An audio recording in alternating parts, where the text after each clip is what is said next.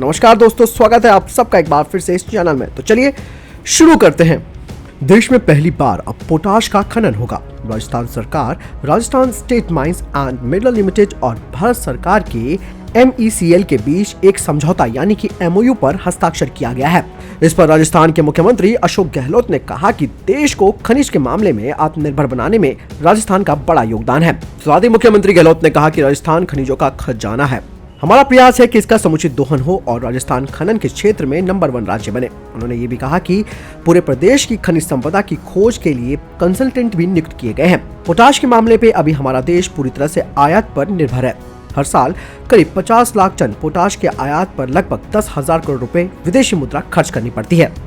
साथ ही उन्होंने आगे बताया कि इस दुर्लभ खनिज का उपयोग उर्वरक, केमिकल और पेट्रोकेमिकल और ग्लास सहित अन्य उद्योगों में होता है। इससे राजस्व और रोजगार दोनों में वृद्धि होगी।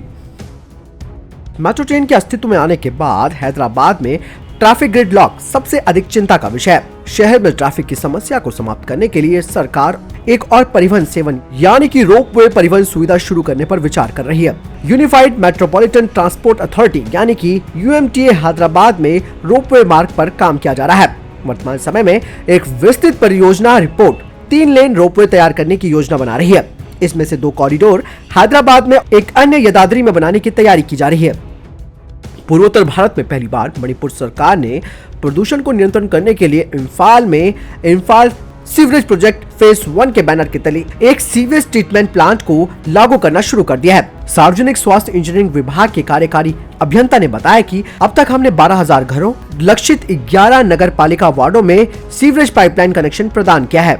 इम्फाल में सीवेज ट्रीटमेंट प्लांट को लागू करने का मुख्य उद्देश्य नंबुल नदी में प्रदूषण को नियंत्रित करना है, जो लोकटक में प्रभावित होती है, जो पूर्वोत्तर भारत में सबसे बड़ी ताजे पानी की झील है।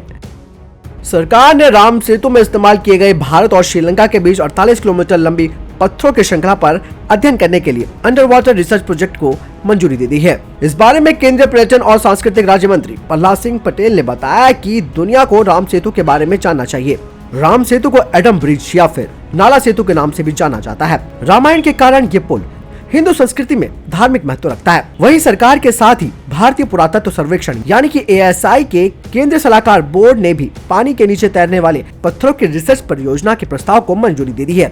इस रिसर्च में वैज्ञानिक, औद्योगिक अनुसंधान परिषद और राष्ट्रीय समुद्री विज्ञान यानी कि NIO राम सेतु के गठन के पीछे की प्रक्रिया पर रिसर्च करेंगे। साथ ही ये भी रिसर्च किया जाएगा कि क्या इस संरचना के आसपास कोई जलमग्न बस्तियां हैं या नहीं।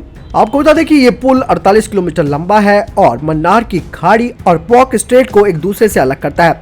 कई जगह इसकी गहराई केवल 3 फुट है तो कहीं 30 फुट तक है। ऑटो सेक्टर की 2 दिग्गज कंपनी टाटा पावर और टाटा मोटर्स ई-व्हीकल्स में शानदार भविष्य को देखते हुए बड़े निवेश और प्लान के साथ मार्केट में उतर रही है। टाटा पावर भारत में इलेक्ट्रिक व्हीकल की युग की शुरुआत करने जा रही है और कुछ ही दिनों में ऑटो सेक्टर की सूरत बदल जाएगी। पेट्रोलियम ईंधन से चलने वाली व्हीकल्स की जगह अब इलेक्ट्रॉनिक व्हीकल्स ही सड़कों पर दौड़ते नजर आएंगे। टाटा पावर इलेक्ट्रॉनिक व्हीकल्स की जरूरतों को देखते हुए चार्जिंग स्टेशन लगाने पर जोर दे रही है।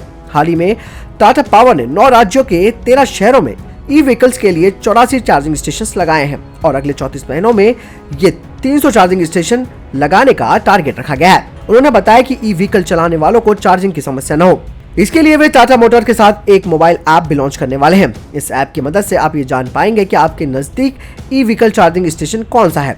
साथ ही कंपनी शुरुआती 3 महीनों तक कार को फ्री चार्ज करेगी। देहरादून एयरपोर्ट से चंडीगढ़ और हिसार के लिए एयर टैक्सी चलाई जाएंगी। योजना के तहत छोटे विमान में 3 लोग यात्रा कर सकेंगे। इसका प्रति सवारी किराया करीबन 2,500 रुपए होगा।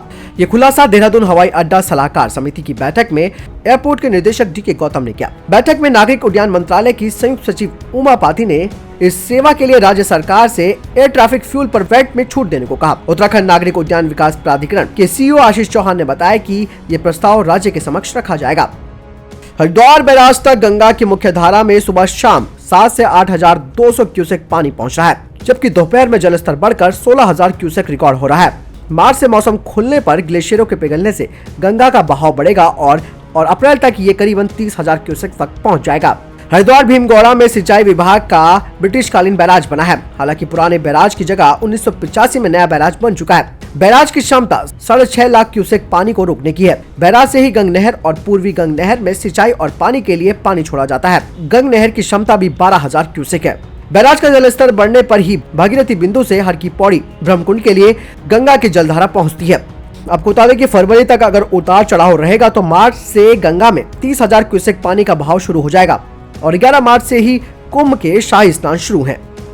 दोस्तों, अगर आपको वीडियो पसंद आई हो तो वीडियो को लाइक और शेयर करना ना भूलिएगा। धन्यवाद।